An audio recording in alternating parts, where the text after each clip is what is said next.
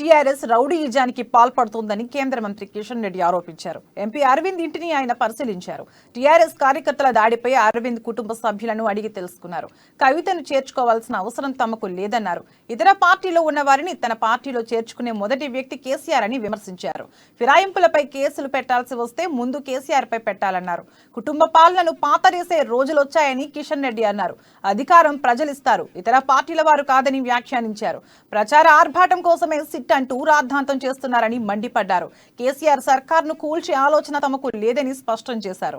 బీజేపీకి నాయకత్వ లోపం లేదన్నారు. రాష్ట్రాన్ని నిజాం రాజ్యంగా మార్చారని విమర్శించారు.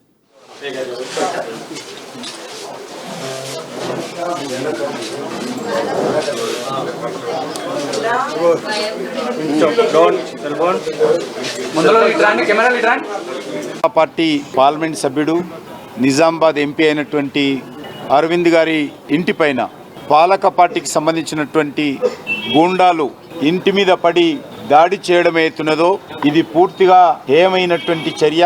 సభ్య సమాజం ఖండించాల్సినటువంటి విషయము. పార్లమెంట్ సభ్యుడు ఇంట్లో లేనప్పుడు పోలీసుల సమక్షంలోనే ఒక ఇంటి మీద దాడి చేస్తే మరి పోలీసులు ఏం చేస్తూ ఉన్నారో అర్థం కానటువంటి పరిస్థితి.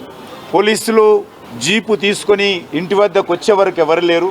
పోలీసులు వచ్చిన తర్వాతనే చుట్టుపక్కల ఉన్నటువంటి టీఆర్ఎస్ గుండాలు గ్యాదరింగ్ అయ్యారు. వాళ్ళ సమక్షంలోనే ఈ రకమైనటువంటి దాడి జరగడము.